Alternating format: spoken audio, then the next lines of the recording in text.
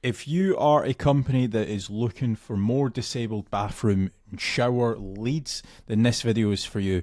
Myself and James, we have worked with a lot of different companies that do disabled bathroom and showers, so we know exactly what works and also what doesn't work from a marketing strategy. And in this video, we're going to be breaking it all down for you step by step. So James, take it away. So step number one, what I'd be looking to do to grow is a Google business profile.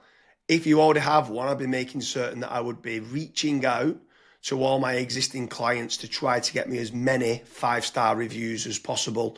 It's a great way, a Google business profile, to generate more leads.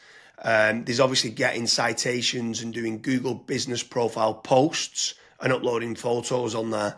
So that's definitely step one that I would be doing to try to generate more local leads. So step number two, this is kind of to bolster on to your actual Google business profile, is I would be creating dedicated service pages for each of your individual services as SEO optimized pages on your website. Now, the good thing is when you start doing that, it's also going to help, first of all, rank your actual SEO optimized page, but there's also a more likeliness chance of your Google business profile ranking and showing up for those keywords as well. So you're indirectly going to get more phone calls as well. Yeah, for sure. And if you are looking for more local leads, another option that you could be doing is PPC lead generation. That's pay per click within Google or within Bing, where you're trying to target the bottom of the funnel keywords that can try to generate you some more inquiries. The difficult part to this is you need to make certain you do team up with a good pay-per-click agency, because there is click fraud and there's also needing to build up like a negative keyword list, so it's not people applying for jobs like a careers kind of job. So PPC can work well, but it can, in the wrong hands, you can waste a lot of money, but it's another way of generating local leads. Yeah. And then after that, you've also got like meta ads as well. So like Facebook, Instagram, where the next time when somebody goes on to Facebook, they might be scrolling, they might see your ad. Now, there's a few different ways that you can set up Facebook ads. You've obviously got option A, which is like lead forms, which is like really easy to do. They don't even leave the Facebook platform, like they never click onto your actual website. Now, the issue with lead forms is that the quality might not be great, but you can obviously add more questions in to try and up that quality of the actual lead. Then you've also got conversion ads as well, where that actually gets sent through to your website and then they fill out the contact form to you or on your website as well. So you've got a couple different options there that you can do. Yeah, for sure. And then another way to grow more local leads could be organic social media.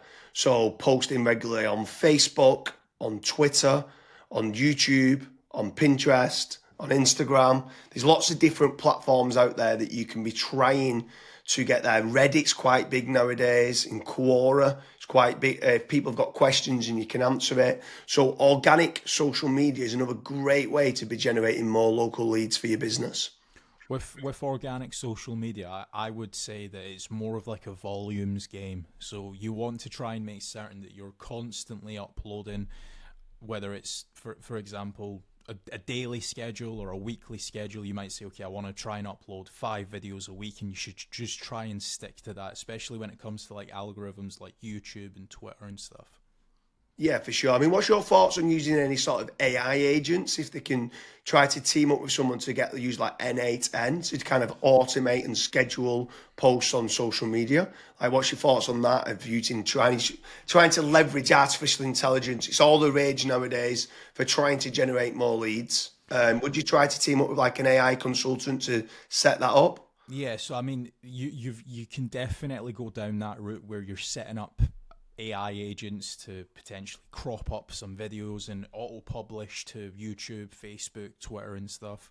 But another thing that I would also be focusing on is AI search. So a lot of people have started to kind of move away from Google. Not everyone, because there's billions of people still using it every single day, but there are slowly people starting to search in engines such as like ChatGPT, Gemini, Claude, Grok. And if your brand isn't actually showing up in any of those, you will have a little bit of an issue showing up and get generating leads on those search engines as well. So that's another thing that I would be focusing on as a company. Yeah, and also if you're looking for more business leads in the local area, something else that I would definitely be looking to do is team up with some of the tradespeople websites. So you've got certain ones like Checker Trade, you've got Bark, you've got Builder Builder, you've got Trust the Trader, you've got Rated People. All these different platforms can generate you more local leads. What I would say is making certain you're tracking your KPIs to see what return on investment that you're getting. You should be tracking not only the cost per lead, but the cost per acquisition and how much is that getting you on a return on investment. But tradespeople websites like those platforms can work very well. I would say make certain you check out the links in the description because we do quite a lot of different videos in comparing Checker Trade with FatRank or Bark with FatRank, Rated People with FatRank, Builder Builder with FatRank. So now, obviously, I've mentioned there FatRank a few times, Kasra. Like, what's your thoughts on lead generation companies as opposed to tradespeople companies? Yeah, so with lead generation companies, I would almost say that every single lead generation company, you want to try and do your due diligence. So make certain that if you are in a specific niche, that lead generation company has actually generated leads in that industry before. I would also maybe even have like a strategy call with them and say like, okay, this is my budget, this is how many leads I ideally want, etc. To make certain that if your actual KPIs do align with that lead generation company, you also want to make certain that what type of leads are they? Are they exclusive leads? Are the leads only going through to yourself? Or are they, for example, shared leads, which that's what a lot of other lead generation tools and lead generation companies do. Like, for example, Bark and Checker Trade and stuff. Whenever myself and James have spoke to company owners that have used those services, that's one of their biggest pain points where they say, yeah, it's a shared lead and it's kind of a rat race down to the bottom of who's the cheapest, basically. So that's a couple things that I would be asking lead generation companies before partnering up with them. Yeah, for sure. I mean, if anyone is interested in generating more local leads, I strongly recommend heading over to fatrank.com, where we have a commission-based lead generation service. That means you only pay a finder's fee on converted jobs. You have nothing to pay on the pay per lead. You have nothing to pay until you get paid, until you convert that job on a pay per sale basis and you've completed the job and been paid. That's when you only have to pay fatrank.com. So head on over to fatrank.com to see whether you qualify. But I want to kind of expand a little bit further, right? So what is your thoughts on inbound lead generation versus outbound lead generation?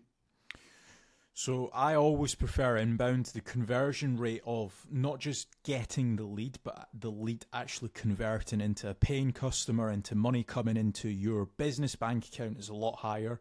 The last stat that I saw for that was something like 16.1% end up converting into a paying customer as opposed to 1.4% when it's a outbound lead.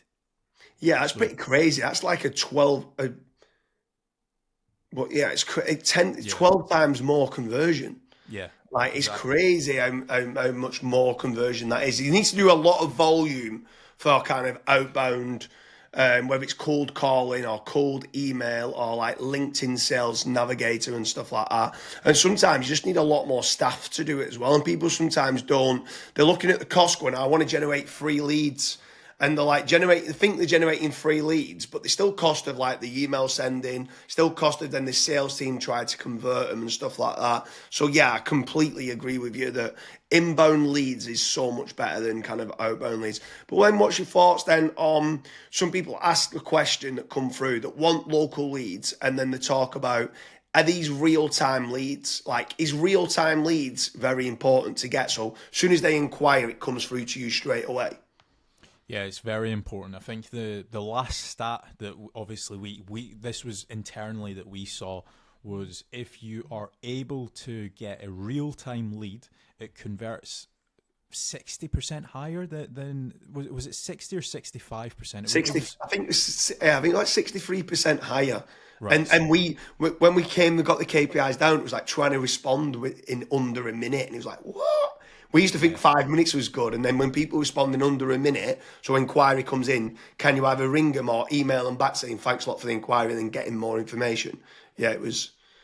Yeah, so I mean, I'm not saying that every company needs to respond in under a minute. There are certain things that we obviously look at FatRank when we're looking to partner up with businesses. That's one of the things that a lot of businesses they kind of fall short on, where they might be away for 5 days on holiday and they don't have somebody to pick up the leads, and we're still providing the leads. So there's all these little different nuances that we look at when we are partnering up with companies. But the best thing that I would recommend to anyone that's looking to scale their business, that's looking to get a consistent flow of high quality leads, is just fill out the form at FatRank. The team will tell you if you're the right fit or if you're not, and we'll also tell you and give you feedback why you're not the right fit and what you should do as your next steps. So hope you like the lead generation strategies for a disabled shower and bathroom. It could also be disabled wet rooms. We need to make certain that everything's DDA compliant when we're looking at disabled wet rooms and shower rooms. So we over at fatrank.com generate quite a lot of leads in the disabled wet room industry. So if you are looking for more leads, make sure you're heading over to fatrank.com, and hopefully we can generate you more leads for disabled wet rooms and shower rooms.